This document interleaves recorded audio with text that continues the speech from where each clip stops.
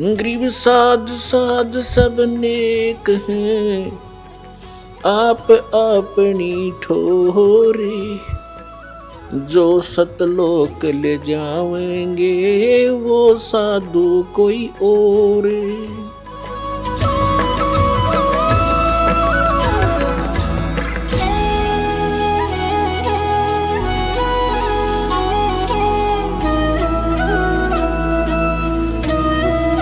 अब एक समय राजा द्रौपद की लड़की द्रौपदी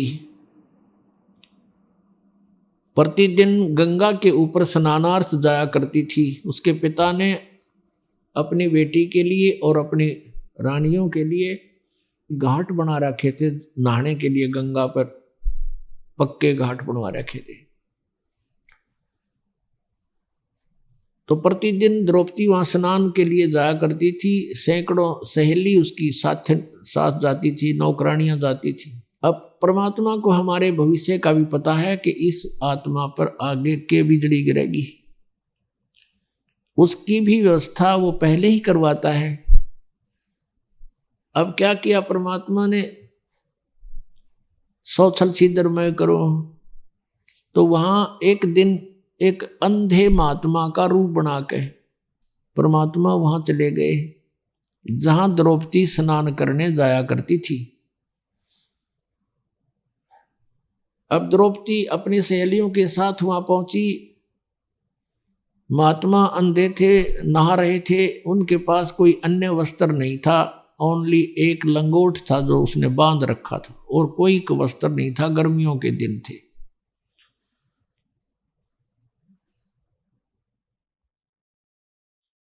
अब द्रौपदी ने देखा कि महात्मा स्नान कर रहे हैं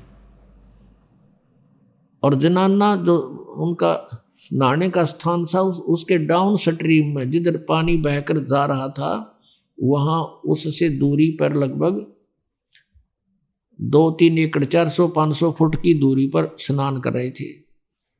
अब द्रौपदी ने देखा महात्मा हैं, जो पुण्यात्मा होते हैं, साधु को देखकर एक विशेष अट्रैक्शन बनता है।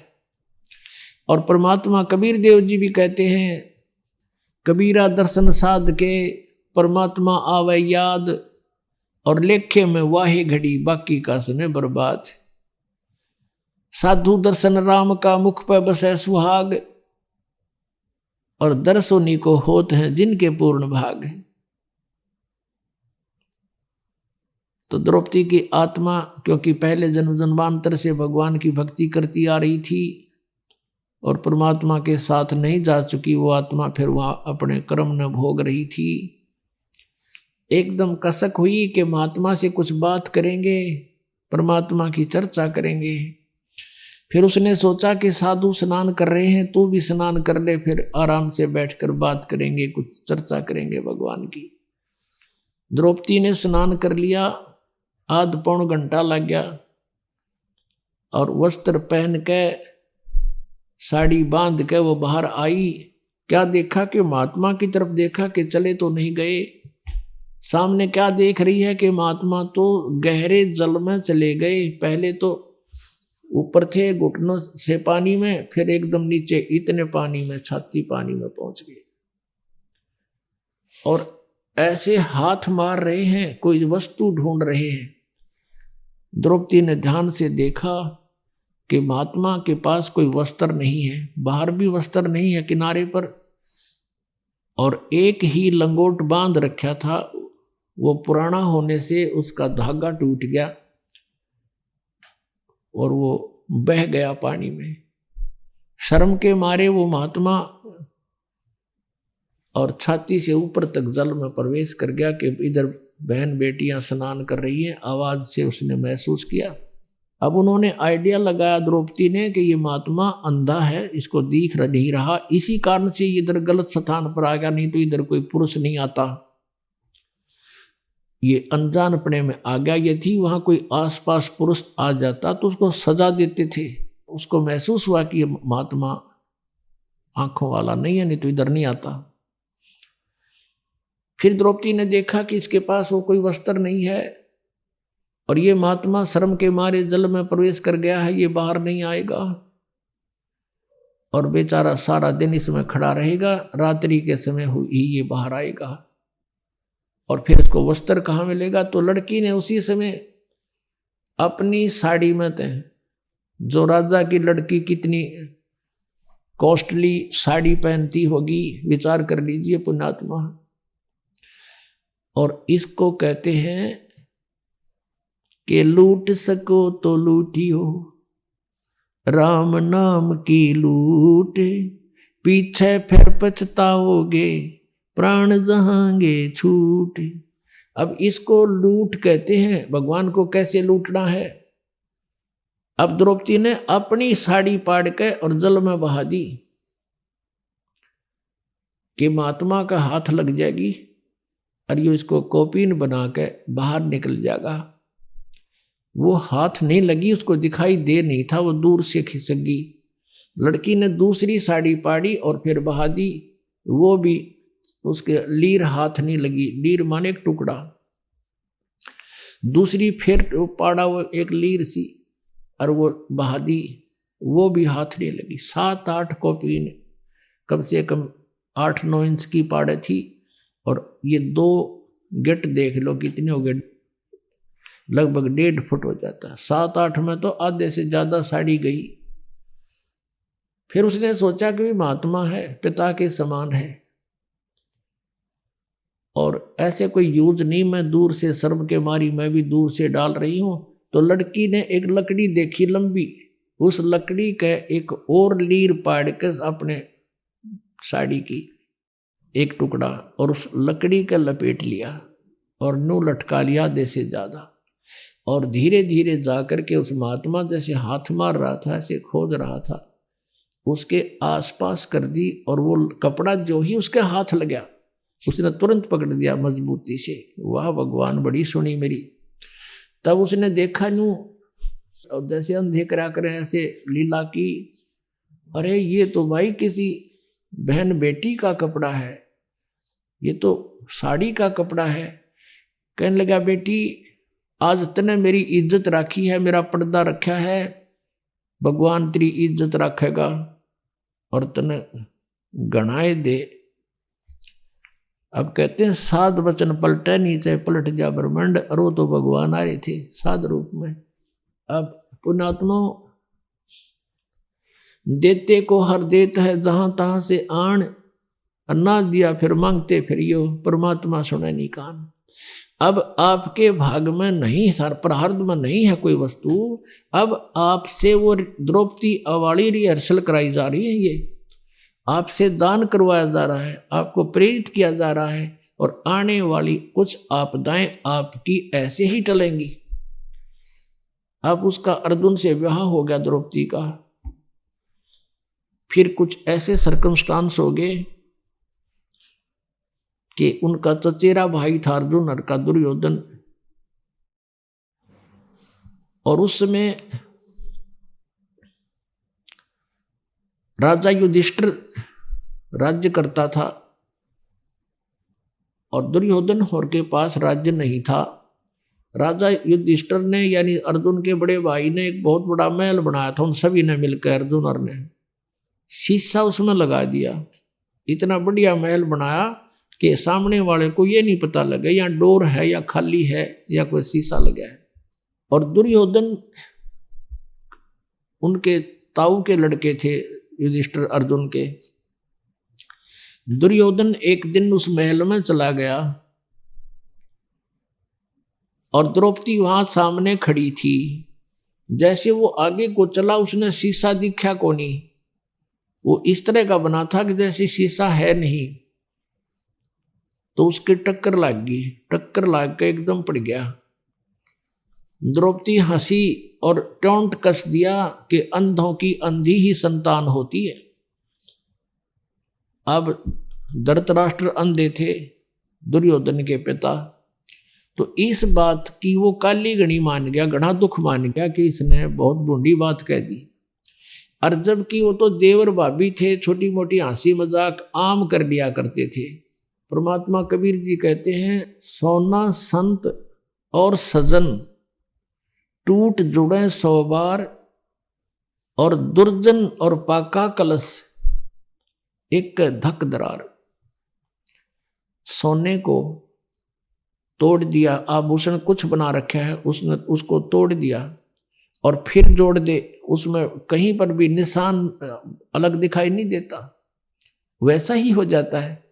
और संत भक्त आपस में कवासनी हो जाए तो वो अंदर द्वेष नहीं रखते, किसी ने मार दूंगा, इसकी टांग तोड़ दूंगा, रिब कान दे, नहीं, कवासनी होगी, फिर उसे याद भी ना करे इसने मेरे तो गाली दी थी, आवे को ना याद, उनका स्वभाव ऐसा होता है।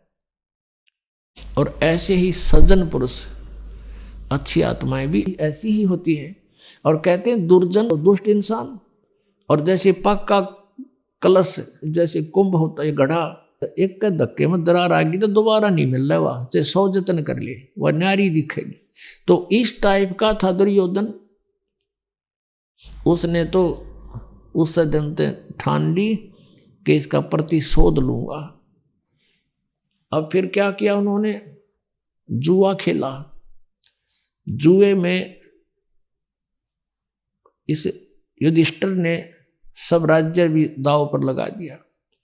अंत में क्या कहा उन्होंने दुर्योधन और ने कि द्रौपदी ने और लगा दे, और जुआ खेल लिया, इतना बेईमान हो सब पता नहीं क्या कर दे। उसने सोचा द्रौपदी ने और लगा दूं, हो सकता मेरा राज्य वापस आ जाए, और द्रौपदी भी हार गया। तो पुण्यात्मा, पहले समय में जो घटनाएं घटी और जिनसे इतना कष्ट बना, तो हमने उन पर इब ध्यान रखना है कि हमने ये जुआ आदि नहीं खेलना, ये सबसे बड़ा शत्रु है, और जो भाग में वही मिला है जीव को।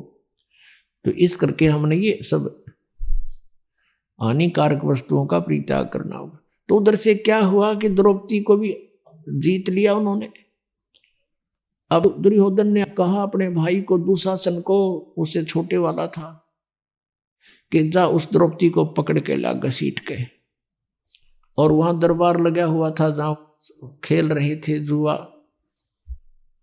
अब सारा राज्य जीत लिया, पांडव बैठे वहां, माथे हाथ धरे सारे के सारे, बैठ जाओ यहां पर, तुम तो नौकर हो गए मेरे। वो वहां बैठ गए, और वहां पूरे दरबार में भीष्म पितामह, द्रोणाचार्य, कर्ण और विदुर, ये सब विराजमान बैठे गणमान्य व्यक्ति। दुशासन को कहा कि जाओ द्रौपदी को ला पकड़ के। उससे पहले एक बांदी, एक नौकरानी गई द्रौपदी से, कहा कि रानी बात बिगड़ गई।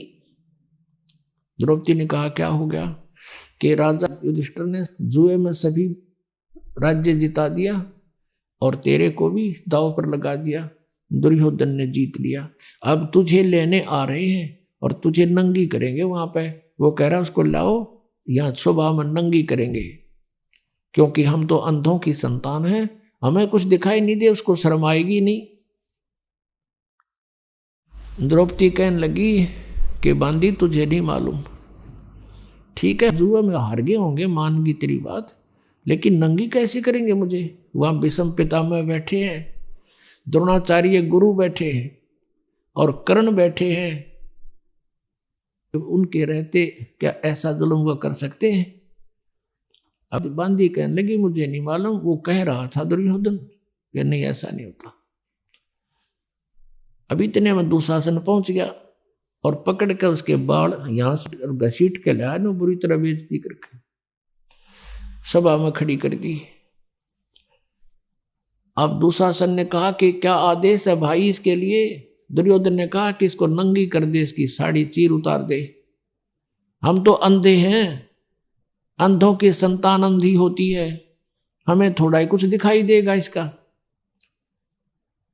अब यूं कह करके उसने, दुशासन जो ही उसकी तरफ चला, उसका पल्ला पकड़ दिया साड़ी उतारने के लिए।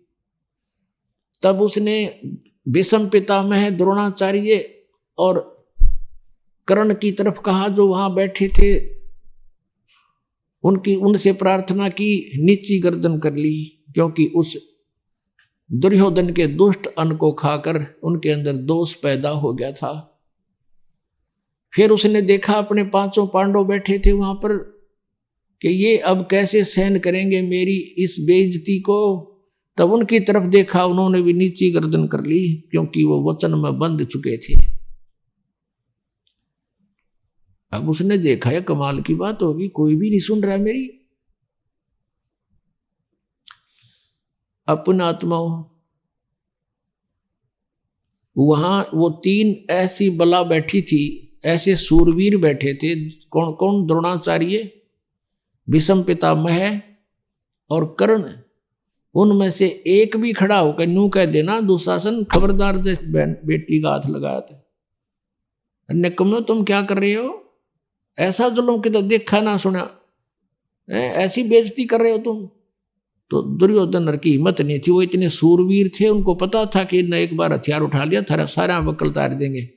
और भीष्म पितामह उनका सबसे बुजुर्ग आदमी बैठा, और वो भी दुष्ट वहीं बैठा रहा, एक भी ओछी मंदी नहीं की तुम क्या कर रहे हो। मान लीजिए सभा में एक बार टोकना चाहिए, तुम गलत कर रहे हो, ये ठीक नहीं, और नहीं मानता है तो उठ कर चला जाना चाहिए। वो उठकर भी नहीं गए, तीनों के तीनों वहीं बैठे रहे। उनके मन में दोष था कि हम भी इसको नंगी देखें, नहीं तो उठ कर चले जाते। नहीं मानते, ना खड़ा होकर कहना चाहिए था भाई गलत कर रहे हो, और फिर भी नहीं मानते हैं बच्चे तो उठ कर चला जाना चाहिए। ये नियम होता है सभा का, एक सभ्य व्यक्ति का।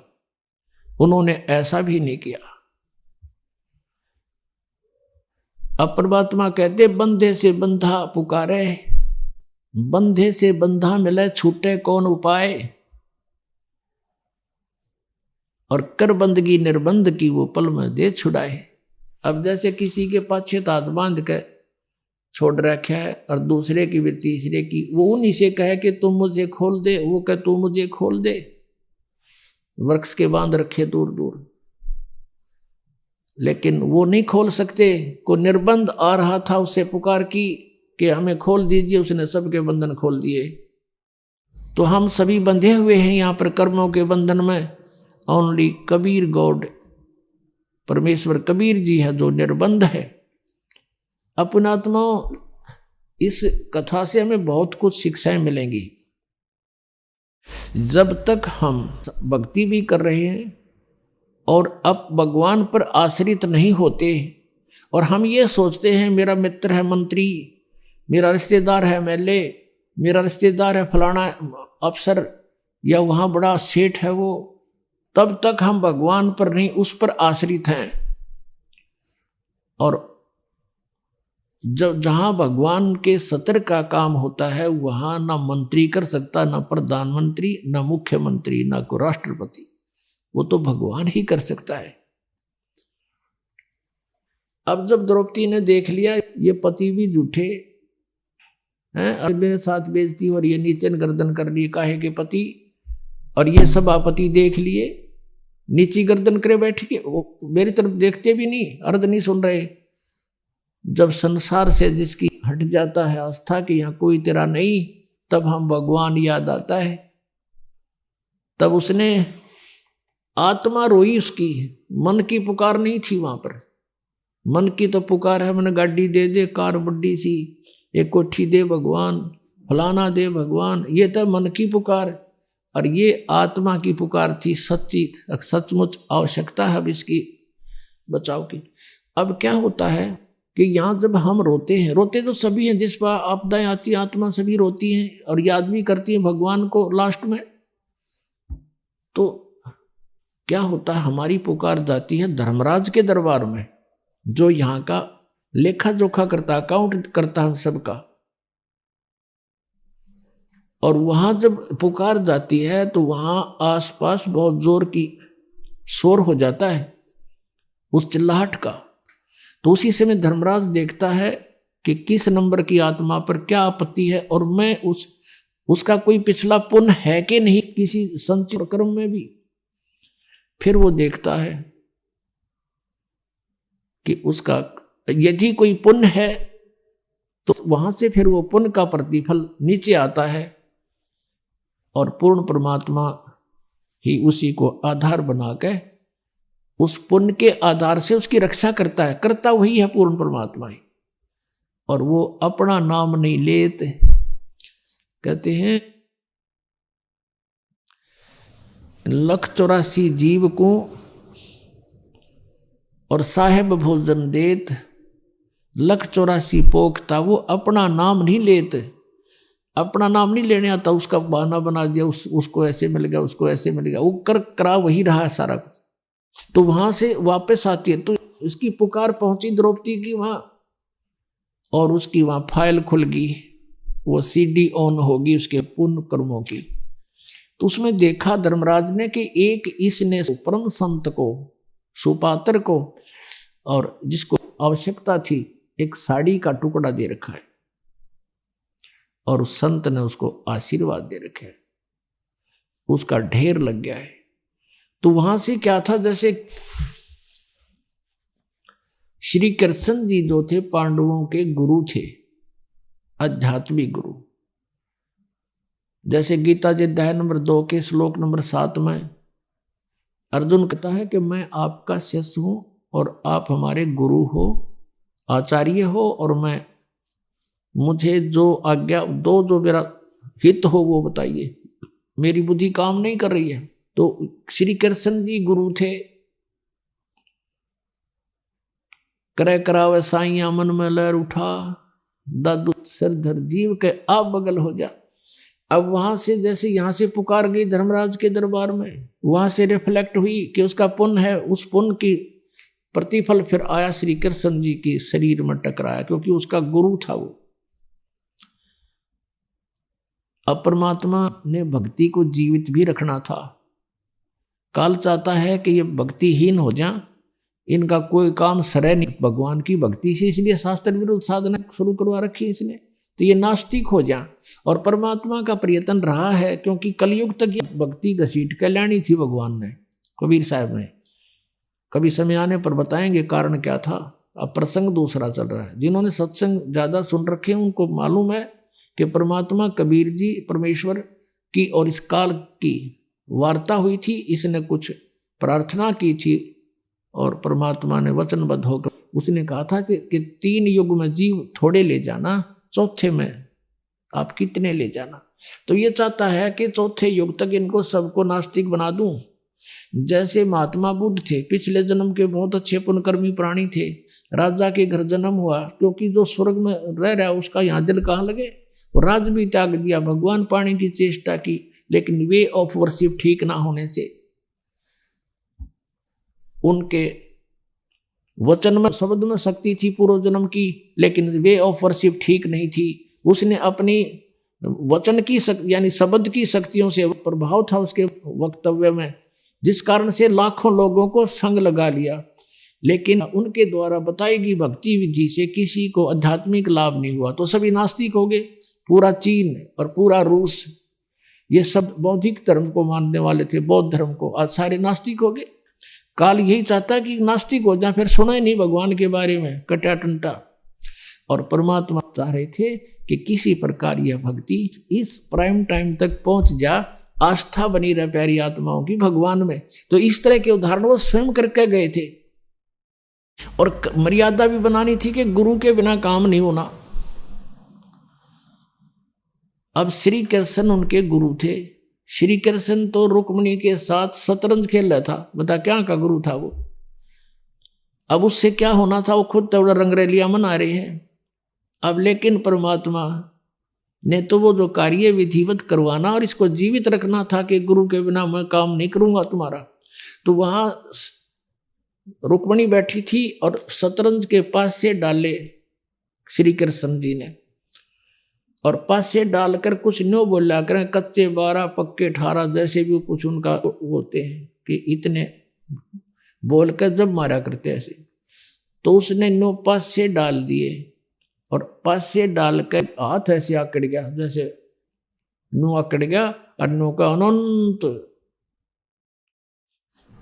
अब वो कृष्ण नहीं बोला, वो तो बुलवा गया उस परम शक्ति तय, क्योंकि वो वहां से फिर वहां भेजना था। अब हम तो यंत्र हैं उस परमात्मा के, चला वही रहा है। तो क्या बताते हैं, अब रुक्मिणी ने उनका हाथ पकड़ दिया कि हार गए ना, अनंत अनंत करन लग गए, बोल के मांगे, इसमें पास से डाले हैं इसकी ये बोल। तब न बोली कि रुक्मिणी कर पकड़ा मुस्काई, हाथ पकड़ के हंसन लागी, अनंत कहा मोकू समझाई। ये अनंत किस लिए कहा तूने, हार गया ना तू, तो वो कहते हैं दुशासन को द्रौपदी पकड़ी, हमारी भक्त शकल में सिखरी। अब यहाँ परमात्मा बुला रहे हैं श्री कृष्ण के यंत्र को, उस बॉडी को, और जो हमारा भक्त पिछोड़ी हुई तो हमारा नाम ना लेवे कोई। श्री कृष्ण तो वहाँ पासे खेलन लग गया, इतना कह के बस वो तो लग गया, आज जा खेल लेंगे। उसने ना पता है क्या हो रहा सांग। कहते हैं तन देही से पासा डारी, वो पहुंचे सूक्ष्म रूप मुरारी। मुरारी माने राक्षसों पाप रूपी कर्मों का नाशक। वो कबीर परमेश्वर वहां पहुंचे, कृष्ण तो वहां पास से खेल रहा था। ऐसे खेलने लगा शतरंज उसने आदमी को ना के कहा था ना, जैसे गीता में वो काल बढ़ के इसमें बोल गया सारी गीता जी को, उसको पता ही नहीं मैंने क्या बोला था। और परमात्मा अपने आप वहां रिमोट से बुलवाते, वो किसी के शरीर का आश्रय नहीं लेते। उधर से दुशासन लगा साड़ी को उतारने, खेचत खेचत खेच कसीसा, सिर पर बैठे हैं जगदीशा। द्रौपदी को देने लीर, जाके अंत बढ़ाए चीर।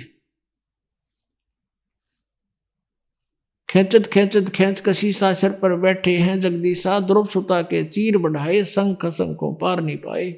इतना तगड़ा था दुशासन, कहते 1000 हाथियों की ताकत थी उसमें, इतना पावरफुल। जैसे आजकल जैसे कहते हैं ना 4 हॉर्स पावर की मोटर है या 10 हॉर्स पावर की है, तो वो 1000 हॉर्स पावर की मोटर समझ लो दुशासन को। और द्रौपदी एक अबला, भगवान की शक्ति साथ थी, वो सारी पावर फैल होगी। कति खींच खींच कर तो बेइज्जती करना चाहो थे और खूब जोर लगा रहे थे प्रतिशोध लेने के लिए। गुस्से में पसीना पसीना हो गया योद्धा, और साड़ी का ढेर लग गया नो। और द्रौपदी नो की नो खड़ी है, टस से मस नहीं हुई, पसीना पसीना होकर बैठ गया आखिर में। उस समय जब उन्होंने साड़ी पकड़ी ही थी, पल्लू पकड़ा था खींचने के लिए दुशासन ने, उसी समय खड़ा हो गया कौन? वो विदुर। विदुर कौरव और पांडव का भाई था, उसका धृतराष्ट्र का और कौरव का भाई था। वो 3 भाई थे। ये बांदी से उत्पन्न हुआ था विदुर, तो उनका चाचा था नाते में, सगा चाचा। तो विदुर खड़ा हुआ और उनसे कहने लगा, दुर्योधन और दुशासन से, कि भले आदमियों तुम क्या करने जा रहे हो? अरे किसकी बेइज्जती कर रहे हो? अपनी ही बहू की। बाहर क्या कहेंगे कि अपनी इज्जत आप पे उतार रहे हो। तब विदुर ने कहा खड़ा होके कि विदुर कहे ये बंधु थारा, एक कुल एक परिवारा। विदुर के मुख पर लगा थपेड़ा। दुर्योधन ने खड़ा होकर और अपने चाचा के थप्पड़ मारा। ने बोला तू तो सदा इन पांडवों की ओर बोला करे, तो इनका चमचा है, इनका नौकर है, तू न्याय की बात थोड़ी कहता है। तो दुष्ट इंसान ऐसे बोला करते हैं। कहते हैं विदुर कहे ये बंधु थारा, एक कुल एक परिवारा। विदुर के मुख पर लगा थपेड़ा और कहा तू तो है पांडवों का चेहरा, तू तो है बांदी का जाया। वहां भीष्म, द्रोण और कर्ण मुस्काया। अपने आत्माओं देखो, इनको महापुरुष कहा करते, दादा भीष्म नू था, कर्ण ये था, द्रोणाचार्य तो गुरु थे उनके, और गुरु बैठे वहां पर तीनों दांतरे का डन लग गया। जब दुर्योधन ने अपने चाचा के थप्पड़ मारा और जब ये कहा कि तू तो बांदी का पुत्र है और तू तो इनका चमचा है, गुलाम है तू, उस समय कहते हैं तू तो है बांदी का जाया। ये कहा जब भीष्म, द्रोण और कर्ण मुस्काया, हंसन लाग गए वह तीनों, जबकि खड़ा हो जाना चाहिए था। नकम में अपने चाचा का नहीं हाथ कर दिया, तो उन्हें शर्म नहीं आई? खबरदार जैसी। और उनका 2 धराओं धड़ा के और छुटवा देते उस बेटी को, जा बेटा अपने घर में। तो वो दांदरे काट रहे। ये महापुरुष थे। ये था हमारा महाभारत, जिसने पढ़ पढ़ के आज तक हम बहरे हो गए। ये कथाएं थी इसके अंदर। तो वहां रोल देखो एक महापुरुष का। ये होते हैं सभा के अंदर जो पंच होने चाहिए। अपनी सच्ची बात कहे, कोई धमकावे चाहे मारो छोड़ो, फिर उठ कर चला जाओ, उधर उठ कर चला गया, ठीक है, इतनी उसकी सामर्थ्य था, उतना कह दिया उसने। अब बात आई गई हुई। अब कुछ दिनों के बाद श्री कृष्ण आए।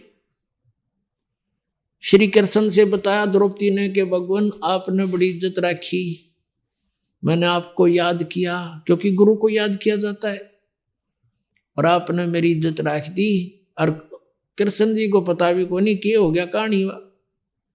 राम के श्री कृष्ण ने साड़ी बढ़ा दी, तो फिर बताई गई सारी बातें कि ऐसे ऐसे हुआ था, ऐसे ऐसे हुआ था, और आपने ऐसी दुआ करी, साड़ी इतना ढेर लग गया, साड़ी खत्म नहीं हुई।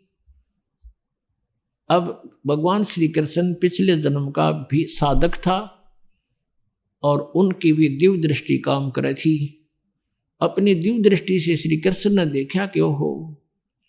तो द्रौपदी ने पूछा कि गुरुवर मुझे किस पुण्य का फल मिला ये?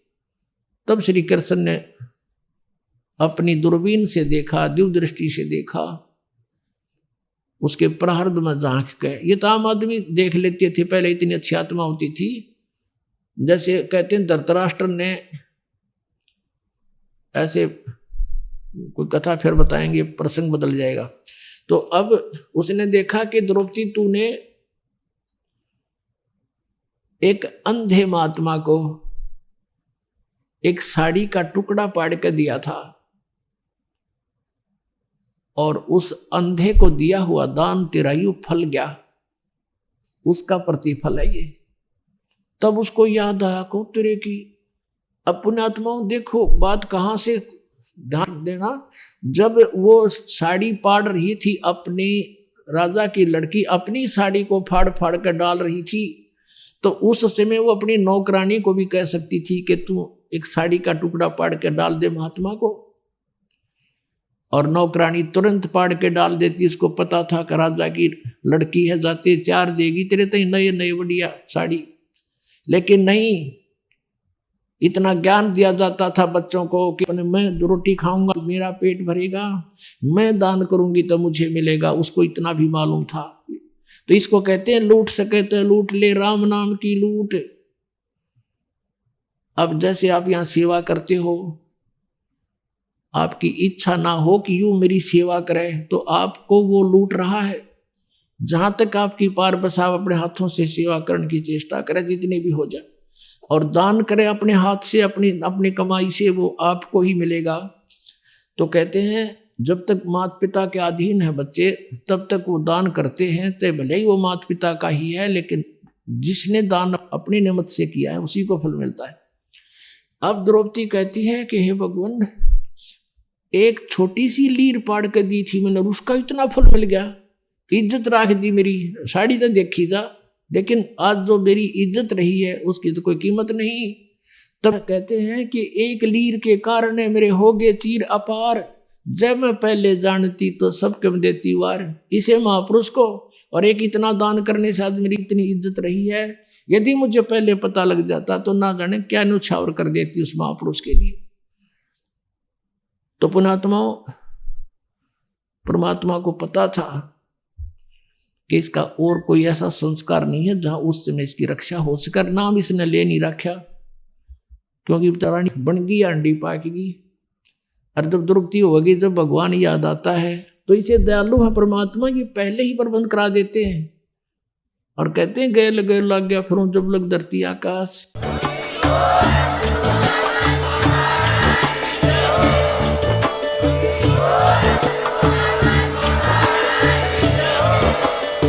सुन रहे थे जगत गुरु तत्वदर्शी संत रामपाल जी महाराज जी के मंगल प्रवचन। अधिक जानकारी के लिए विजिट कीजिए हमारी वेबसाइट www.jagatgururampalji.org। संत रामपाल जी महाराज जी के शुभ आशीर्वाद से पूरे विश्व भर में 500 से भी ज्यादा नाम दीक्षा केंद्र हैं, जिन पर संत रामपाल जी महाराज जी द्वारा ऑनलाइन निशुल्क नाम दीक्षा दी जा रही है। अपने नजदीकी नाम दीक्षा केंद्र का पता करने के लिए संपर्क करें 8222880541।